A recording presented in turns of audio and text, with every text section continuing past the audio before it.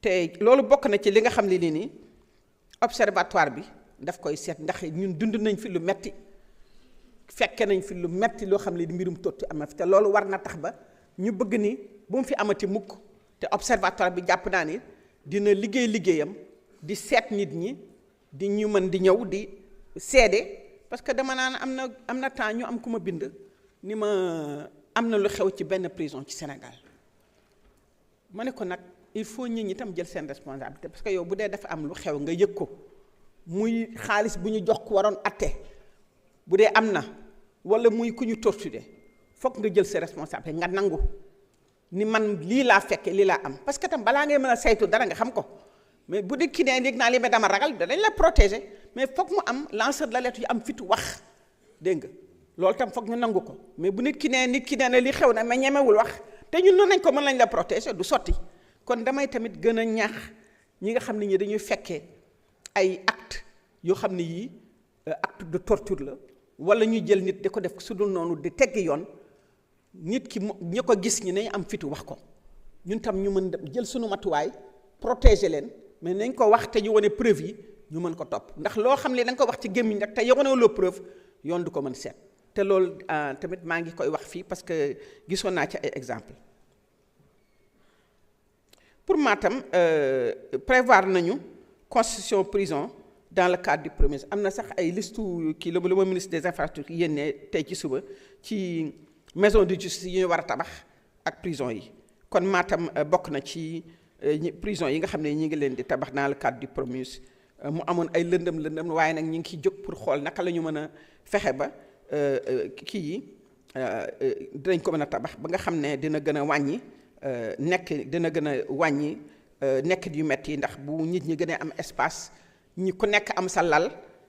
dina gën a oyofal nekkin bi ba balaa nit ñi di génn.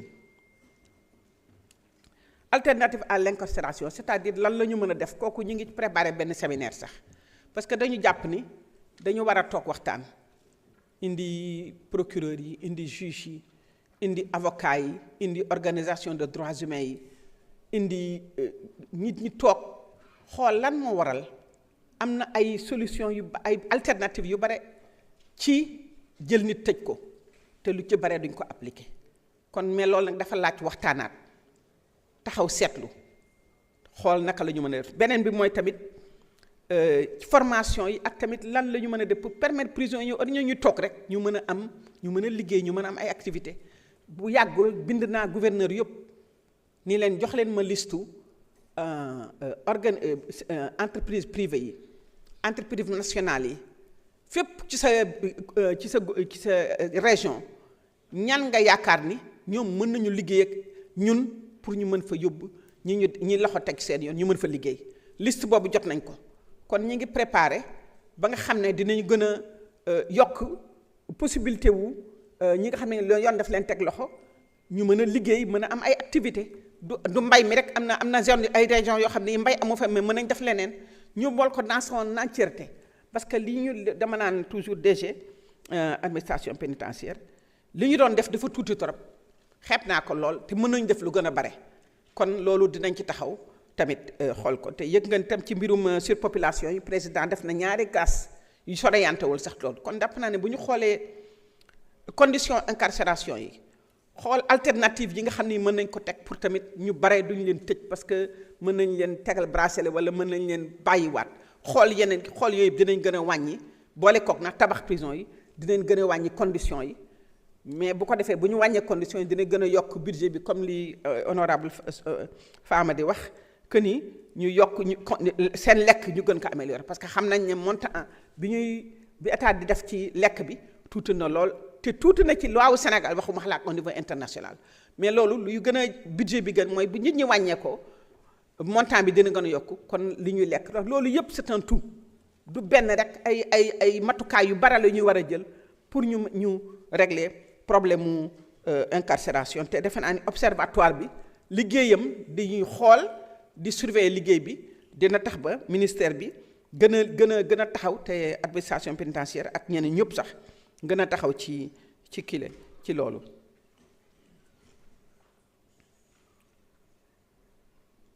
waaw am na tamit ku doon laaj affaire coopérative agricole décret bi organisé ministère de la justice pour un fonds de réinsertion sociale des détenus kooku wax tamit alimentation fonds boobu dinañ ci xool naka lañ koy mën a taxawee gën koy gaawal.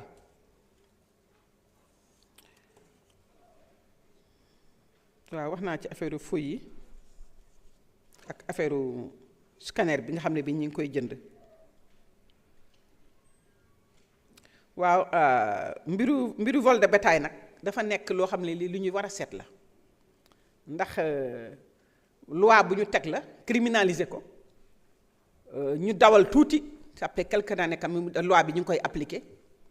bu ñu demee nag ba ci kanam toujours nit looy def rek war nga dem ba ci kanam nga taxaw seetlu évaluer ndax vol de bétail dafa bare ay sew-sew yu ci ne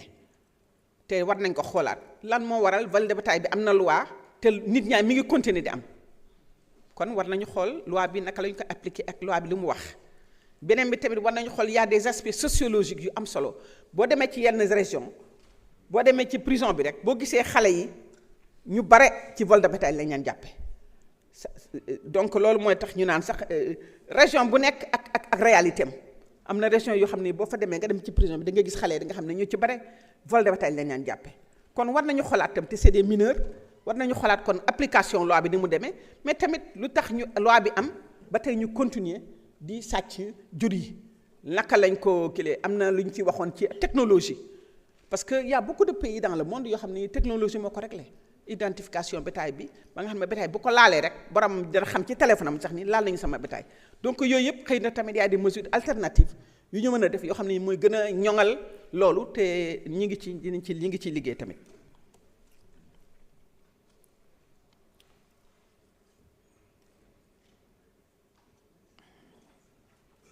waaw loolu honorable Mohamed Sall wax na ko que ñu maytu ci alinéa 6 bi waaw article 6 bi dinañ ci dellusiwaat pour que ñu maytu ko fonctionnaire ñi nga xam ne ñu ngi dans les lieux de privation de liberté ñu prendre loolu mën a prendre loolu en compte. Cette exclusion répond à une préoccupation majeure du sous-comité contre la torture. Donc la fonction d'observateur délégué, hormis cette exclusion, est ouverte aux universitaires, aux organisations de défense des droits des personnes privées de liberté, aux organisations de la société civile et à toute personne ayant une certaine expertise dans la mission de l'observatoire. Donc observatoire bi loolu yëpp ñooñu la ciy dugal. Article bi tam mi ngi prévoir que observateur bi ou le délégué mën na waxtaan ak képp ku nga xam ne kii ni mën na ko jàppale dimbali ko pour mu xam dëgg mën a saytu mën a gëstu donc visite yi nag dañ koy def ci awale ko yoon mais observateurs yi am nañu observateurs yi danañ am droit dem seeti prison yi saa yu su ñu ko bëggee bu leen neexee ñu bett nu ñu ko bëggee dëgg la nii am na ci yoo xam ne yi mën nañu avertir mais ñoom dinañu xool conditions yi ñuy fexe ba mën nañ fa dem te man bi may dee dem ci prison ñu bari dañu ma ne woon demal chambre tel dem fa guddi bi ko xale yégee mais ba ma demee am na ay chambre yu ma gis yoo xam ni bare woon na nit dugg naa fa boo ko xoolee rek sa yaram dafay daw ndax ça te fait passer à ay xalaat yu ñaaw sax ba presque parce que c'est presque des cales dafa fees del mais dugg naa fa toog fa wax ak nit ñi kon yenn saa yi tamit mën nga exiger gis kile même bu la nit ñi bëggee orienté tamit parce que xam naa ne bu observatoire tàmbalee liggéeyam dina bare ay ñu ko jox ay information ba dina mën a kile donc loolu moo tax tam l'article 12 dans l'article 12 il est reconnu aux observateurs délégués le pouvoir de dresser des rapports de visite écrits destinés aux responsables visités kooku tamit c'est un gage pour que ñooñu di xam tuuti ni ñi ngi leen di xool ñoom tamit ñi ngi seeni waxtaan ñu ngi koy prendre en compte.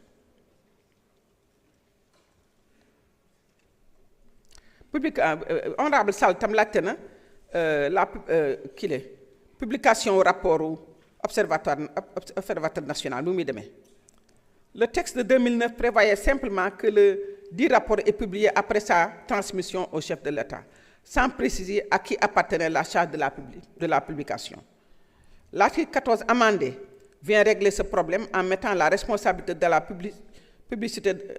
à la charge de l'Observateur national et permet également la transmission du rapport à l'Assemblée nationale, conformément à la recommandation numéro 19 du sous-comité contre la torture lors de sa visite de mai 2019 au Sénégal. Désormais, donc, avec l'article 14 amendé, nous allons voir que donc, le rapport sera aussi remis à l'Assemblée nationale. Il y a aussi une autre question de l'honorable Sall par rapport à l'alinéa 4 de l'article 11 qui ne mentionne pas que l'observateur délégué, alors que le texte fait mention de celui-ci à l'alinéa 1. La remarque est bien pertinente. En effet, dans l'alinéa 1er de l'article 11, il doit être fait mention de l'observateur délégué. C'est-à-dire que l'observateur délégué, voilà une couture de ci alinéa bi. Donc, il faut que nous corrigions la faute à l'alinéa 4. Au lieu de, lors des visites, qu'on mette l'observateur national ou le délégué peuvent, au lieu de peuvent au pluriel. Beneen question bi les compétences dévolues à l'observateur ne devraient pas être retenues pour l'observatoire. Ici, il est mis en évidence l'exercice de l'observateur et ce n'est pas gênant de maintenir la rédaction actuelle.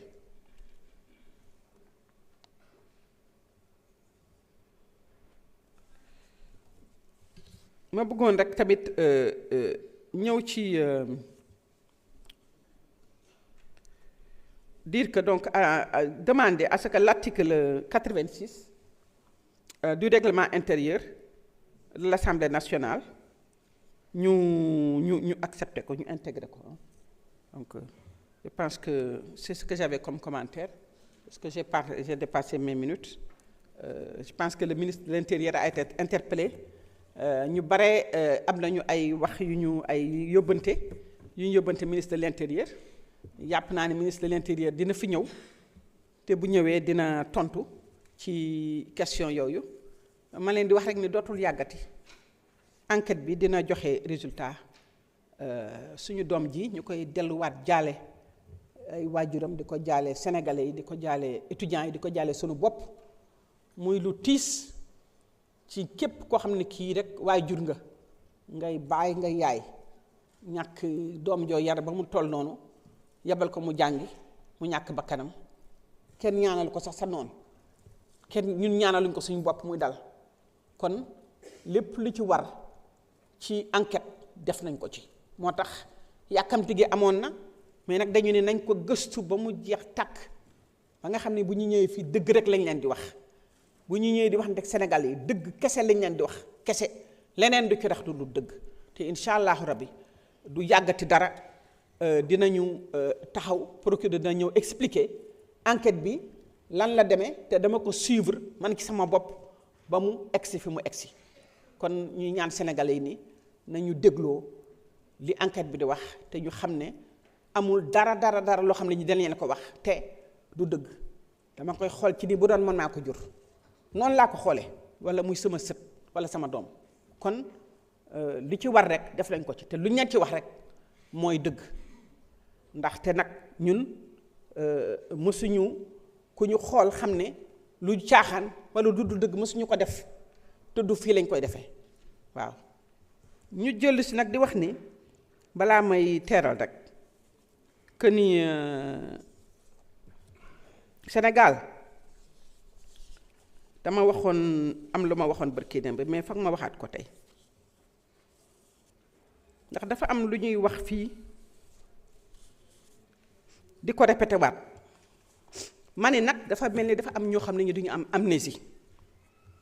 ma leen di liiral ci lan mooy amnésie ci tubaab ma teral ko. Amnésie est une perte totale ou partielle de la mémoire se manifestant par l'incapacité de se souvenir d'événements passés. Amnésie feebar la mooy koo xam ne kii da nga amatul capacité di fàttaliku lu passé woon ndax nag bu nit ñi taxawee fii jàkkaarloog ñun di tudd suñu doom ji génn àddina tàmbali xaat duñu balaa metti ay sénégalais yu bare ñàkk nañu seen bakkan te mësuñu leen tudd dafay nekk lu doy waar